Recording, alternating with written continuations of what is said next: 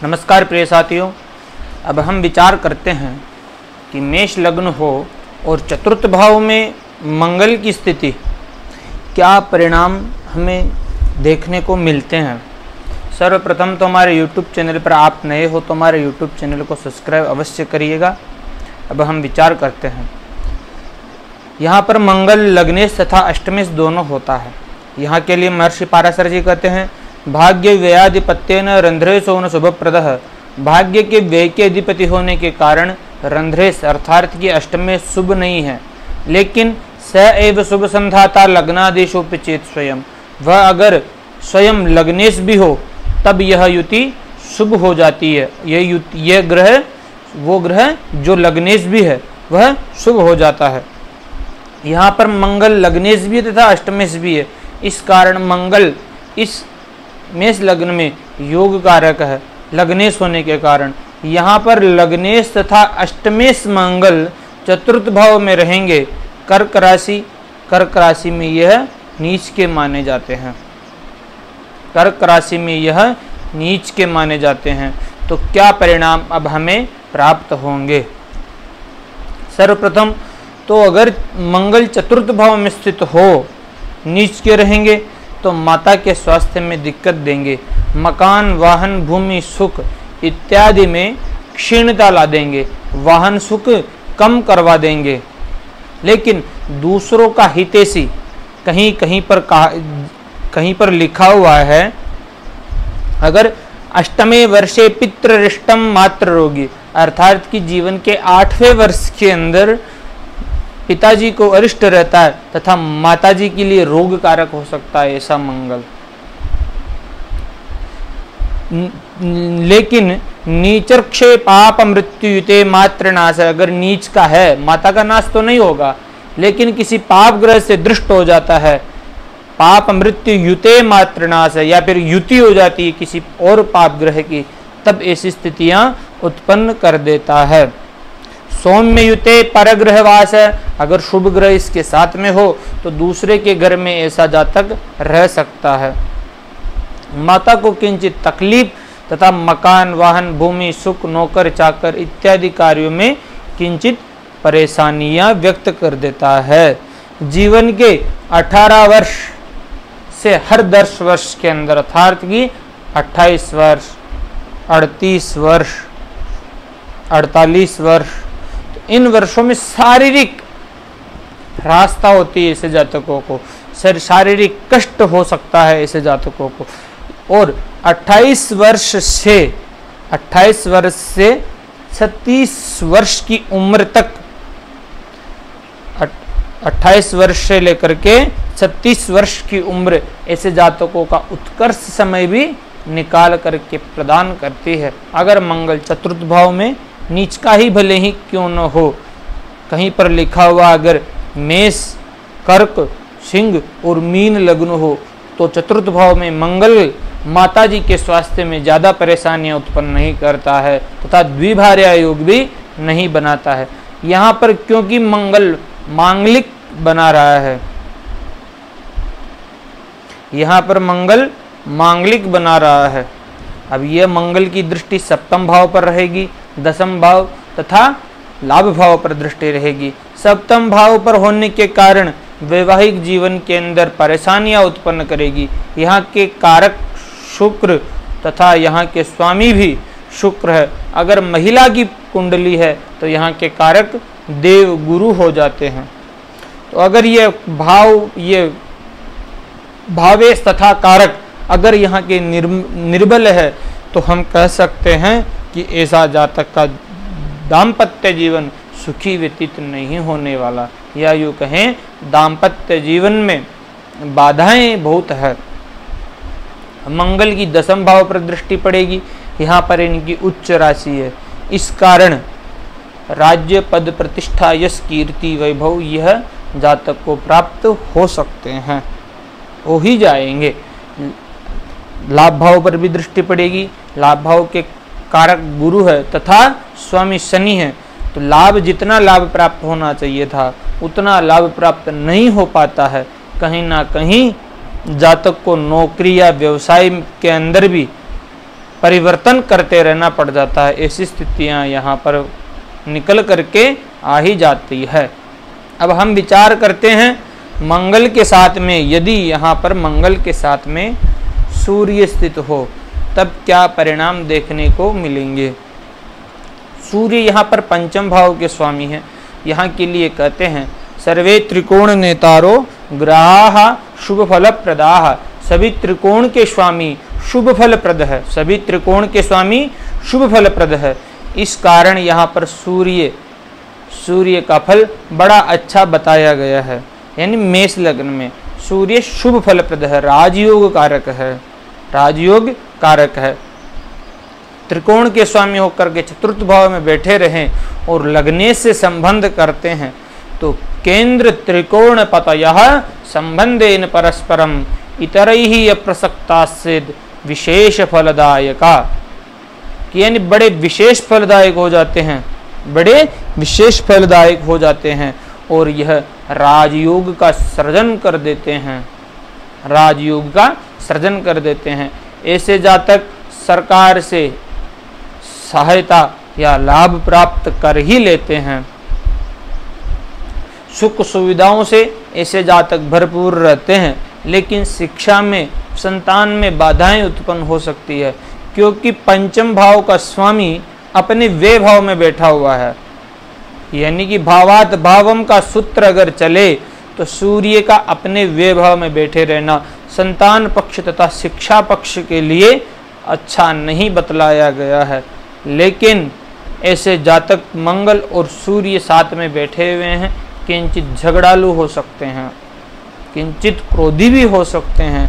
ऐसे जातकों का तेज अत्यधिक रहता है, दूसरों को प्रभावित करने में ये अपना ज़्यादा समय व्यतीत करते हैं, क्योंकि सूर्य दूसरों को प्रभावित करता है और मंगल अपना स्वयं का पराक्रम है, परिवार के अंदर कलह उत्पन्न कर सकते हैं। इस प्रकार ऐसे फल यहाँ पर निकल करके हमें प्राप्त होते हैं। अगर सूर्य मंगल के साथ में यहाँ पर चंद्रमा हो तब क्या परिणाम देखने को मिलेगा, इसका विचार करते हैं। चंद्रमा अपने घर के अंदर बैठे हुए हैं तो यहाँ के लिए सर्वप्रथम तो सूत्र कहता है यो यो भाव स्वामी युक्तो दृष्टो तस्य तस्यास्ति वृद्धि। अर्थात कि जो भाव अपने स्वामी से युक्त व दृष्ट रहता है तो उस भाव की वृद्धि हो जाती है। तो चतुर्थ भाव की यहाँ पर वृद्धि हो गई तो ऐसे जातकों की माता का स्वास्थ्य अच्छा रहेगा, ऐसे जातकों की माता का स्वास्थ्य अच्छा रहेगा। मकान, वाहन, भूमि, सुख, ऐश्वर्य, नौकर चाकर सब ऐसे जातकों को प्राप्त होगा। चंद्र और मंगल की युति गजलक्ष्मी योग का सृजन करती है। फलतः जातक व्यापार के अंदर बड़ा धन की प्राप्ति होगी, पृथ्वीपति हो जाता है ऐसा जातक, और माता से भी बड़ा स्नेह प्राप्त होता है। गजलक्ष्मी युक्ति जिनके भी होती है उनके घर पर स्वयं लक्ष्मी आकर के दस्तक देती है, ऐसा शास्त्रकार कहते हैं। यह चंद्र और मंगल की युति यहाँ पर नीच भंग राजयोग का भी सृजन करती है, क्योंकि कहते हैं नीच स्थिते जन्मनीय गृहस्यात् तद राशिनाथो अपि वा तदुच्चनाथ सचंद्र लग्नाद यदि केंद्रवर्ती राजा भवेद धार्मिक चक्रवर्ती। तो यहाँ पर जातक फलतः बड़ा अच्छा फल प्रदायक होगा, राजा हो जाएगा, MP MLA होने की संभावनाएं बनी रहती है। अगर यहाँ पर किन्हीं शुभ ग्रहों की दृष्टि और पड़े, अगर माना कि गुरु ही इनके साथ में हो तब परिणाम बड़े अच्छे देखने को प्राप्त होते हैं। यहाँ पर चंद्र और मंगल की युति नीच भंग सृजन कर रही है, इस कारण बड़े धार्मिक प्रवृत्ति के हो जाते हैं, बड़े धार्मिक चक्रवर्ती और राजा के समान अपना जीवन व्यतीत करते हैं। अब आगे विचार करते हैं, मंगल के साथ में अगर चंद्रमा ना हो करके यहाँ पर बुध हो तब क्या परिणाम निकल करके आते हैं, इसका अब हम विचार करते हैं। बुध यहाँ पर बुद्धि के कारक है, कौशल के कारक है, कला के कारक है, वाणी के कारक है यहाँ पर बुध। और यहाँ पर बुध षष्ठे तृतीयेश तथा षष्ठेश बन जाते हैं, तृतीयेश तथा षष्ठेश बन जाते। तो महर्षि पाराशर जी कहते हैं पतयः तृषणायानाम यदि पाप फल प्रदा, तृषणाय पति होने के कारण पाप फल प्रद हो जाते हैं। पापी है तो माता का स्वास्थ्य के अंदर किंचित परेशानियां उत्पन्न कर देते हैं, माता को अल्पायु बनाने के अंदर यह अपना पूरा काम करते हैं, शल्य चिकित्सा कर देते हैं, चर्म रोग उत्पन्न कर देते हैं, हृदय के विकार उत्पन्न कर देते हैं, क्योंकि चतुर्थ भाव माता का भाव है, हृदय का भाव है, बुद्ध चमड़ी को व्यक्त करता है, तो यानी कि चर्म रोग दे सकता है ऐसे जातकों को, हृदय रोग दे सकता है। यहाँ पर बुद्ध और मंगल की युति ज्यादा श्रेष्ठ कर नहीं होती है, बुद्ध और मंगल की युति ज्यादा श्रेष्ठकर नहीं होती है, ऐसी स्थितियां यहाँ पर उत्पन्न कर देते हैं। जातक गणित के अंदर बड़ा बुद्धिमान बना देते हैं ऐसे जातकों को, गणित ज्योतिष के क्षेत्र में उन्नति कर सकता है ऐसा जातक। अगर मंगल के साथ में बुद्ध ना होकर के देव गुरु स्वयं विराजित हो तब क्या परिणाम प्राप्त होंगे। गुरु यहाँ पर उच्च के रहेंगे सर्वप्रथम, तथा पंच महापुरुष योग में से गुरु अपना हंस नामक पंच महापुरुष योग का निर्माण करेंगे। गुरु यहाँ पर उच्च के रहेंगे, मकान, वाहन, भूमि, सुख, ऐश्वर्य, नौकर चाकर सब का फल बड़ा उत्तम प्राप्त होने वाला है। जातक बड़ा भाग्यशाली हो जाता है मंगल और गुरु की युति। ऐसा जातक बड़े शास्त्रों में निष्णात हो जाता है,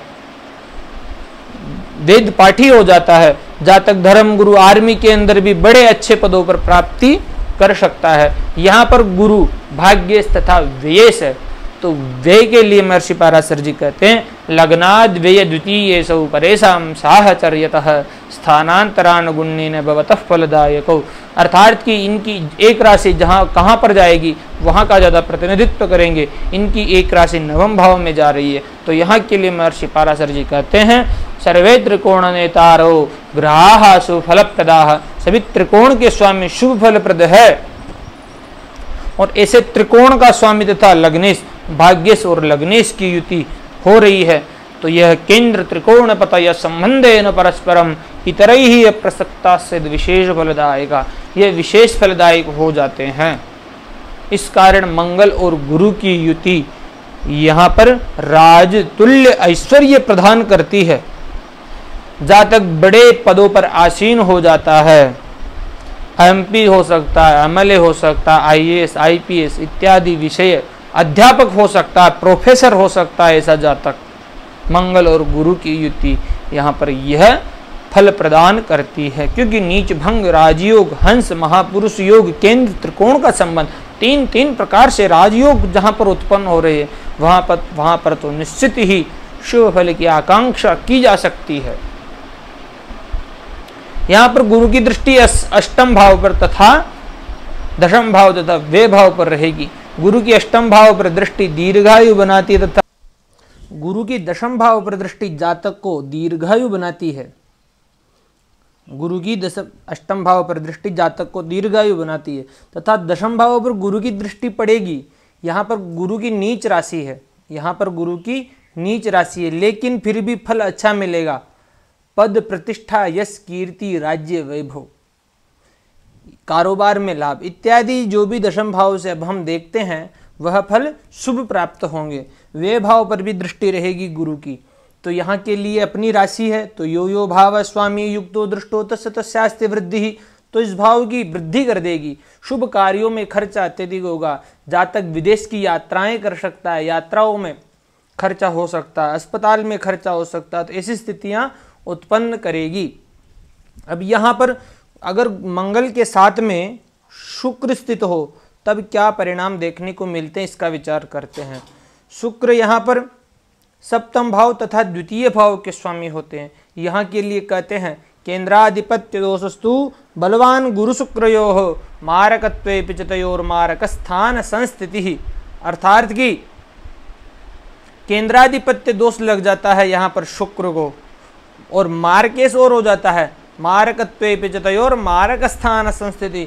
लेकिन जब तक मारक का फल नहीं देता है, महर्षि पाराशर जी कहते हैं कविस्साक्षान्यंतास्यान् मारकत्वेन लक्षित। जब तक बुध और शनि का संबंध नहीं हो जाता है शुक्र से, तब तक ये मारक का फल नहीं दे पाता है। यानी कि अपने जो भी मारकत्व रहते हैं उसको भूल जाता है शुक्र यहाँ पर। ऐसी स्थितियां यहाँ पर उत्पन्न कर देता है। शुक्र यहाँ पर सुख का कारक है, पत्नी का कारक है, लग्जरी लाइफ का कारक है, भोग ऐश्वर्य विलास का कारक है। तो ऐसी स्थितियां अगर ये ऐसा कारक ग्रह शुक्र से साथ में जाकर के मिलता है तो इन सब में एक आक्रामकता आ जाती है। जातक के विवाहेतर भी संबंध बने रह सकते हैं। ऐसी स्थितियां यहाँ पर उत्पन्न कर देती है। लव मैरिज के चांस हो सकते हैं यहाँ पर। ऐसे फल यहाँ पर निकल करके आते हैं। लेकिन एकाधिक वाहन अर्थात कि वाहन, क्योंकि सुख भाव का कारक यानी कि शुक्र नैसर्गिक कारक है, शुक्र का नैसर्गिक सुख का नैसर्गिक कारक है, भोग ऐश्वर्य का। तो ऐसे जातकों के पास वाहन अत्यधिक होंगे, नौकर चाकरों का सुख अवश्य प्राप्त होगा। यहाँ पर अगर मंगल शनि के साथ में रहे तब क्या परिणाम देखने को मिलते हैं। शनि यहाँ पर दशम भाव के स्वामी तथा लाभ भाव के स्वामी है। यहाँ के लिए तो सही है, न यानी कि न दिशंति सुबंधनाम सौम्या केंद्राधिपाधि क्रूराश्चेत शुभं खेते, यानी क्रूर ग्रह अगर केंद्र के स्वामी होते हो तो शुभ हो जाते हैं। लेकिन यहाँ पर पतयत त्रिषडाया नाम विदीपा फलप्रदा त्रिषडाय पति भी हो जाते हैं। तो ये स्थिति यहाँ के स्वामी होने के कारण शुभ नहीं है। लेकिन चतुर्थ भाव में मंगल और शनि की युति जातक को ठेकेदारी का कार्य के अंदर बड़ी उन्नति प्रदान कर सकती है। इंजीनियर बन सकता है जातक, सर्जन बन सकता है ऐसा जातक, डॉक्टर बन सकता है ऐसा जातक, क्योंकि ये इनके कारकत्व है। शराब का ठेका हुआ इत्यादि विषयों में जातक अच्छा फल प्राप्त कर सकता है। शनि यहाँ पर चतुर्थ भाव में बैठा हुआ, केंद्र के अंदर शनि शुभ माना जाता है। चतुर्थ भाव का शनि बड़े लोगों को बैठा है, बड़े लोगों की कुंडलियों में भी चतुर्थ भावगत शनि रहता है, जो सरकारी नौकरी में भी लाभ दिला सकता है। क्योंकि अपने भाव को शनि की दृष्टि रहेगी दशम भाव पर। तो यो भाव स्वामी युक्तो दृष्टो तस्य तस्यास्ति वृद्धि, पद प्रतिष्ठा यश कीर्ति राज्य वैभव कारोबार इत्यादि विषयों में जातक को भरपूर फल प्राप्त होंगे। शनि की दृष्टि षष्ठ भाव पर जो ऋण रोग शत्रुओं का नाश करेगी, शत्रुहंता बनाएगी। यहाँ पर लग्न पर दृष्टि पड़ेगी तो स्वयं का लग्न पर दृष्टि पड़ेगी तो स्वयं का स्वास्थ्य में स्वयं के स्वास्थ्य में किंचित परेशानियां उत्पन्न करेगी। यहाँ के स्वामी भी मंगल नीच के हैं और यह भी यहाँ पर बैठे हुए हैं। तो ऐसी स्थिति के यहाँ यह भी लग्न पर दृष्टि है पाप ग्रह की, तो अपने स्वास्थ्य का ध्यान रखे ऐसे जातक, वरना बड़ा अच्छी युति है अगर यह भी देखी जाए तो। मंगल और शनि की ठेकेदारी के अंदर, व्यापारिक क्षेत्र के अंदर बड़ी उन्नतिदायक स्थिति हो जाती है। अगर मंगल के साथ में राहु हो तब क्या परिणाम निकल कर के आते, इसका विचार करते हैं।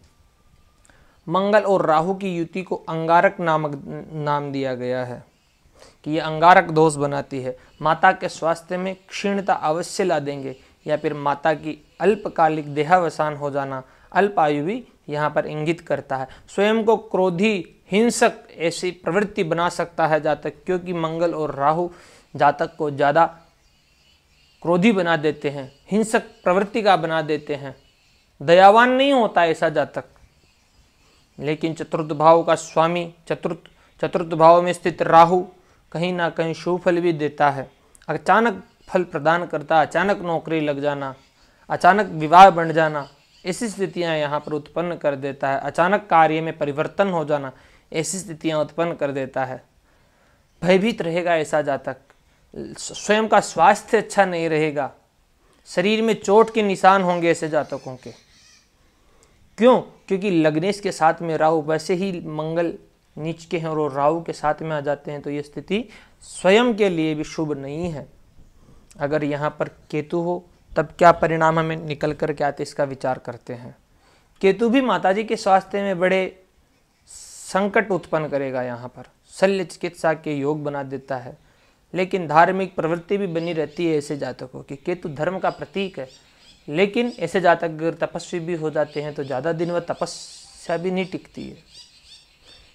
क्योंकि महर्षि पाराशर जी तो कहते हैं यद्यद भावगतो वापि यद्यद भावे संयुतो तत्तत्फलानि प्रबलो प्रदिशेताम तमो ग्रहो। तो ये तो गुण है, राहु और केतु जिन ग्रहों के साथ में है, जिन ग्रहों की राशि में है, उनका ही फल प्रदान करते हैं। तो यह स्थिति यहाँ पर निकल करके आती है। अब हम विचार, धन्यवाद मित्रों, अभी तक हमारे YouTube चैनल को सब्सक्राइब नहीं किया तो कर लीजिए। धन्यवाद।